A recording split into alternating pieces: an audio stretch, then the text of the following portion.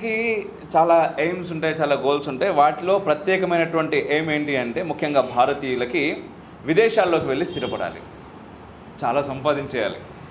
ఆ తర్వాత అంటే వెళ్ళేటప్పుడు బేసిక్గా ఏంటంటే ఒక 7 సంవత్సరాలు 8 సంవత్సరాలు అక్కడ ఉందాం, బాగా సంపాదిద్దాం, మళ్ళీ ఇక్కడికి వచ్చి మన పేరెంట్స్తో అందరితో కలిసి ఉందాం అనే భావనతోనే వెళ్తారు. ఎందుకంటే నా ఫ్రెండ్స్ చాలామంది ఉన్నారు అలాగే. బట్ వెళ్ళిన తర్వాత పాపం అనేక కారణాల దృష్ట్యా తిరిగి రాలేకపోతూ ఉంటారు. అయితే ఇప్పుడు నేను సార్ గురించి అండ్ విదేశాల గురించి లింక్ చేసి మాట్లాడాను కాబట్టి ఆటోమేటిక్గా మీరు చాలా తెలివైన వాళ్ళు నాకు తెలుసు, మీరు అర్థం చేసుకున్నారు ఏంటి అనేది. అయితే సోహం అకాడమీ, దీనికి సంబంధించి మీరు ఖచ్చితంగా తెలుసుకోవాలి, చాలా ఖచ్చితంగా తెలుసుకోవాలి. వీళ్ళు ఏం చేస్తున్నారో మనం అందరం తెలుసుకోవడమే కాదు, ఇంకా 10 మంది కాదు చాలామందికి పంపించవచ్చు, చెప్పొచ్చు.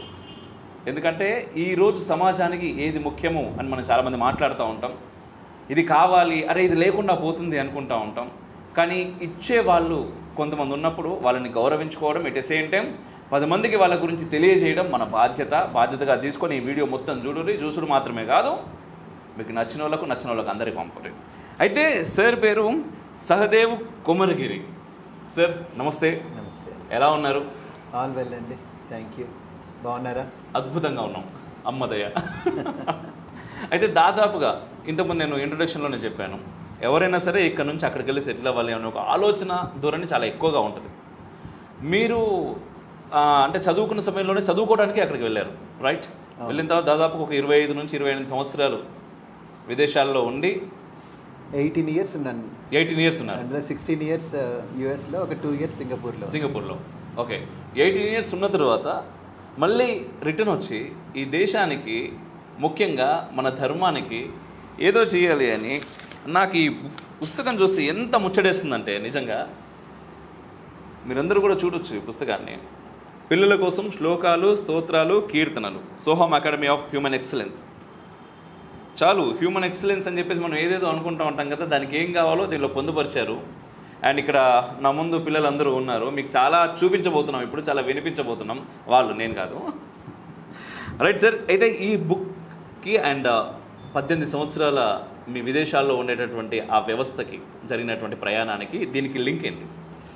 లింక్ మెయిన్గా మేమేమనుకున్నామంటే, పిల్లలకి శ్లోకాలు చెప్పటం కానీ, శ్లోకాల కంటే ముందు పదాలని స్వచ్ఛంగా ఉచ్చరించడం కానీ వాళ్ళకి కష్టమవుతుంది. తెలుగులో రాయలేకపోతున్నారు, తెలుగులో పూర్తిగా మాట్లాడలేకపోతున్నారు, చాలా పదాలు కూడా వెళ్ళిపోతున్నాయి. ఇంతకంటే నేను నోటీస్ చేసింది ఏంటంటే, మన యాన్సెస్టర్స్ శ్లోకాలు ఎందుకు నేర్పించారు కంటిన్యూస్గా. మొత్తం మహాభారతం మొత్తం కూడా కంఠస్థం చేసి ఒక జనరేషన్ నుంచి ఇంకో జనరేషన్కి వెళ్తూ వచ్చింది. రామాయణం కూడా అట్లా ఒక జనరేషన్ నుంచి ఇంకో జనరేషన్, అన్ని శ్లోకాలని వాళ్ళు కంఠస్థం ఎట్లా చేశారు, గుర్తుపెట్టుకొని జనరేషన్ ఆఫ్టర్ జనరేషన్ ఎట్లా పంపించారు, అది ఎందుకు ఆగిపోయింది, మనం దాన్ని కంటిన్యూ చేయగలమా, కొంచెమైనా కంటిన్యూ చేయగలమా అని ఒక థాట్ వచ్చినప్పుడు ఈ శ్లోకాల ప్రోగ్రామ్ మొదలుపెట్టాం. స్కూల్లో ఏదైనా ప్రోగ్రామ్ స్టార్ట్ చేసేటప్పుడు ఆ ప్రోగ్రామ్ పేరు మీద పిలిచాము, కానీ శ్లోకాలు ఒక సైడ్ కర్రీలాగా ఇచ్చాం. ఎందుకంటే మెయిన్ డిష్ అయితే ఉంటుంది, మ్యాథమెటిక్స్ చెప్తాము, దాంతోపాటు శ్లోకాలు చెప్తాం. ఇంగ్లీష్ నేర్పిస్తామని చెప్తాం, దాంతోపాటు శ్లోకాలు చెప్తాం. మొత్తం శ్లోకాలు చెప్తానంటే ఎవరు రానివరు కూడా. సో అందుకని మేము ఆ పద్ధతి యూజ్ చేసాం, ఆ టెక్నిక్ యూజ్ చేసాం. కాకపోతే శ్లోకాలు నేర్చుకోవడం మొదలుపెట్టినప్పటి నుంచి వాళ్ళ క్లారిటీ ఆఫ్ ఎక్స్ప్రెషన్ పెరిగింది. వాళ్ళు మాట్లాడేటప్పుడు ఎంత క్లారిటీగా మాట్లాడుతున్నారు, వాళ్ళు పలకగలుగుతున్నారా, క్లియర్గా చెప్పగలుగుతున్నారా అనేది ఆలోచిస్తే అది చాలా పెరిగింది. దీంతోపాటు చాలా శ్లోకాలు గుర్తుపెట్టుకుంటుంటే ఈ మెమరీ పవర్ ఏదైతే క్రియేట్ అవుతుందో అది ఉత్త శ్లోకాలకే పరిమితం కాకుండా వేరే చోట్ల కూడా వస్తుంది.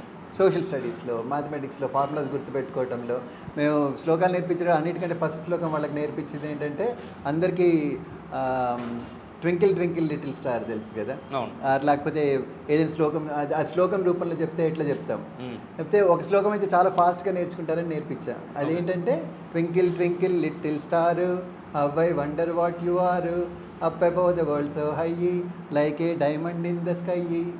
అది కూడా 8+8+8+8 వచ్చినాయి శ్లోకంలో. ఒక శ్లోకంలో శుక్లాం భరధరం విష్ణుం twinkle twinkle little star.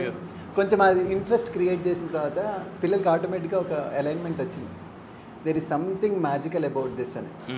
So అట్లా స్టార్ట్ అయింది.